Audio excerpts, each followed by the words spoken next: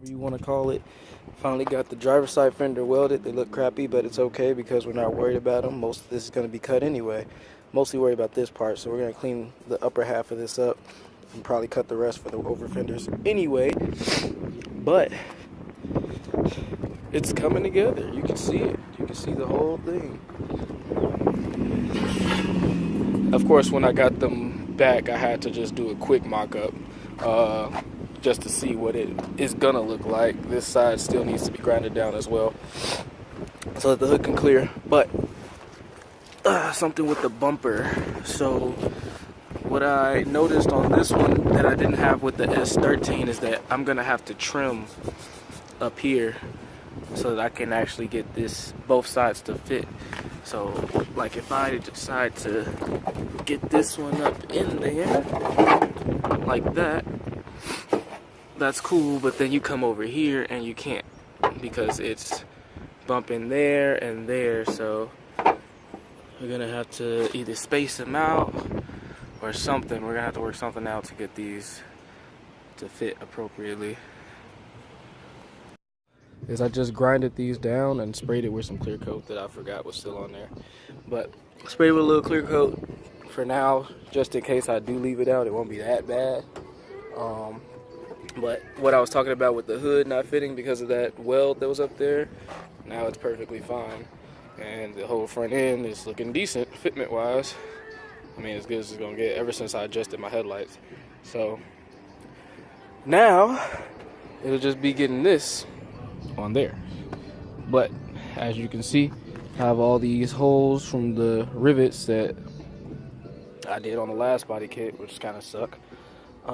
Majority of this is going to be getting cut anyway. That's why I'm not all that worried about it. But I do have to clean this up, so I have to drill these out, put the rib nuts in there and stuff like that. But I do need to cut this so that I can even begin to mount this one. And so it'll be quite an interesting way that we go about getting this on here. Hopefully we don't screw anything up, but if anything, I'm thinking I'll just cut from like here maybe down, just so that I could get this mounted on here. Because the way that this is now, like if I tried to put it on here remotely, the bottom piece is what like hits. So I guess I could just cut from here down and then mount it. I think that's what I'm gonna end up doing, because we just want to get it like an idea of where to cut for the actual fender, not instantly diving into the full thing. So that's what I'm gonna end up doing. Best tool ever. Anyways, I started doing that thing where I'm just working and I forgot to record. But basically what I did with this one was I mounted it up. I drilled the hole for that one and this first one right here on the fender, and then I went ahead and put the rib nuts in for those two so that they could hold the rest of this once I knew where I wanted them. Then once I got those in, I went ahead and drilled the rest of the holes for the fender. So everything is in there, rib nutted up and ready to go. The only thing now is I'll have to, once I get this on, I'll have to cut according to the like line of it. I'm not gonna leave it like this, so it'd be terrible. So yeah, you kind of start to see the way that it's gonna look, because you can see the gold, like, I don't know, rib nuts there. But yeah, so I'm gonna go ahead and drill these holes out so that I can mount them, and we'll go from there. Now, you can see that it's starting to come together. Mind you, I still have yet to cut the rest of this fender. I just kind of mounted it to see how it would look, and it's coming together.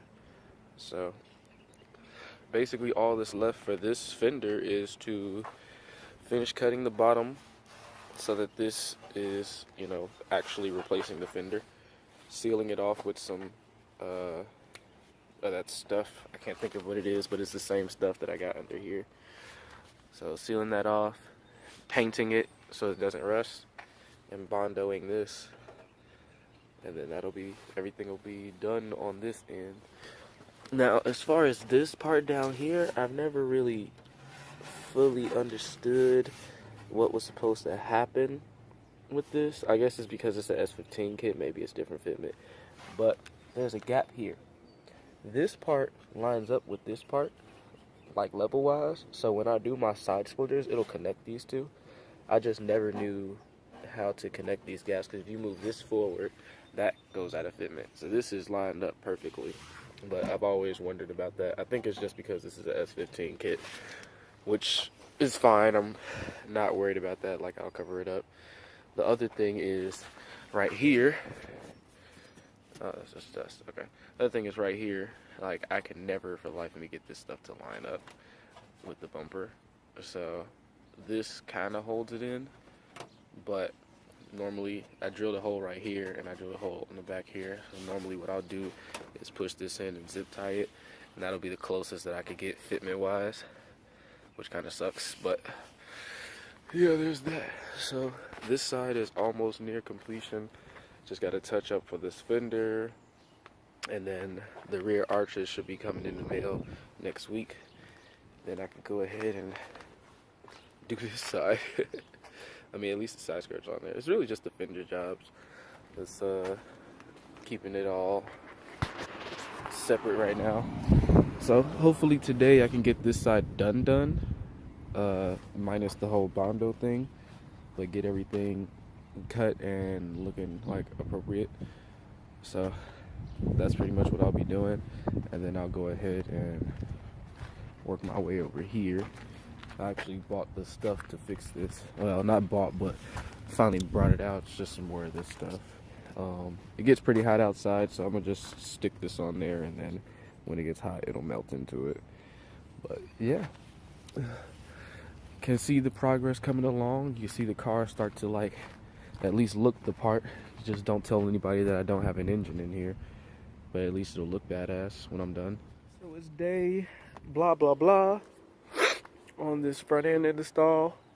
Mind you, I am gonna do like one dedicated video to like explain the whole thing, but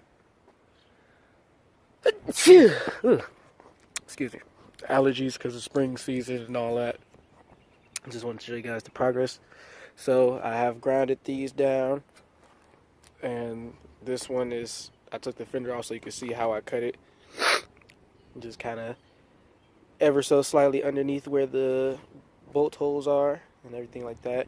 What I'm doing now is I'm about to Bondo this.